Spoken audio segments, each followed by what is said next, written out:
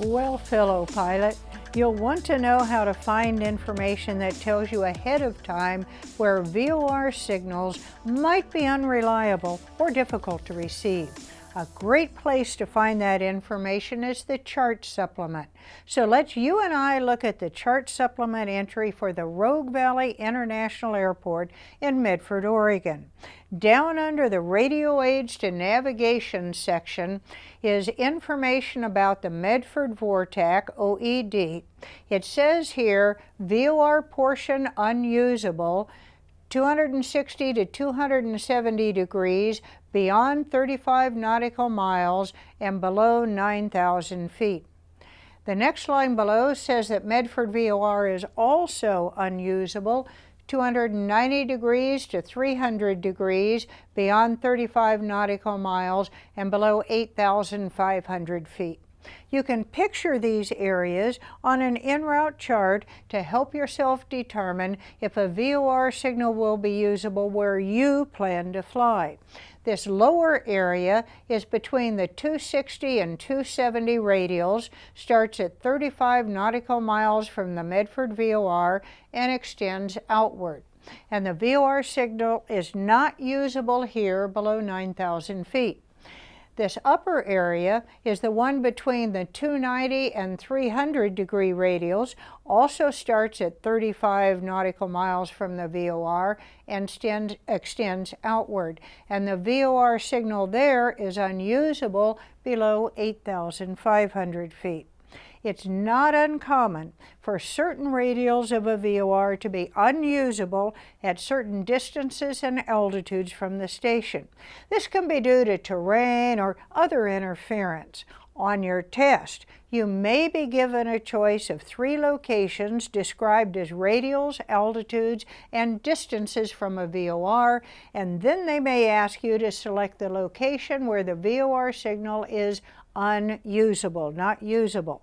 So take each of the answer choices that they give you and simply look at this information from the chart supplement and ask yourself, okay, does the radial fit between one of these groups? If the radial does fit in a group, is the distance given beyond the distance in this table? If the distance given is beyond the distance in the table, then do the altitudes match up?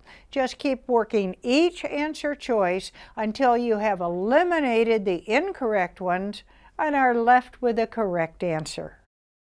You may also be asked to use an IFR low altitude en route chart to figure out if a VOR signal will be reliable at a specific location. For instance, you might be asked if the signal from the Hot Springs VOR DME is reliable at some different locations and altitudes along Victor 573 here. You may be given these 3 locations and be asked to pick the one location and altitude where the Hot Springs VOR signal is unreliable. So let's work through our choices one by one. First of all, is the Hot Springs signal unreliable at 2,700 feet at Markey intersection? At Markey intersection, you see the dinner plates that indicate a change to minimum altitude. Northeast of Markey, the MEA is 3,500 and the minimum obstruction clearance altitude, the MOCA, is 2,700.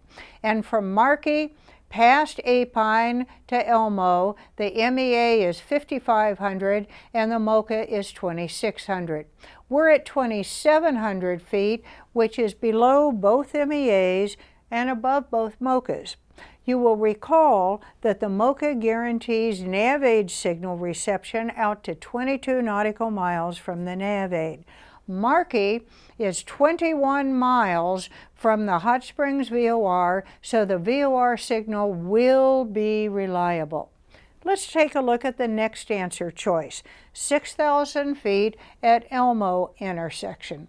At Elmo, at 6,000 feet, we are above the MEA of 5,500 and the VOR signal is reliable.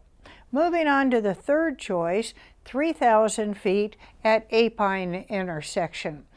3,000 feet at Apine intersection is below the MEA of 5,500 feet and above the MoCA of 2,600 feet. Well, if you're below the MEA and at or above the MoCA, you need to know if you're within 22 nautical miles of the VOR in order to rely on the VOR signal. Apine is 5 miles from Markey, and Markey is 21 miles from the Hot Springs VOR. Add that up, and Apine is 26 nautical miles from Hot Springs. Or you can look at the big D with the 26 in it and know that Apine is 26 DME from Hot Springs.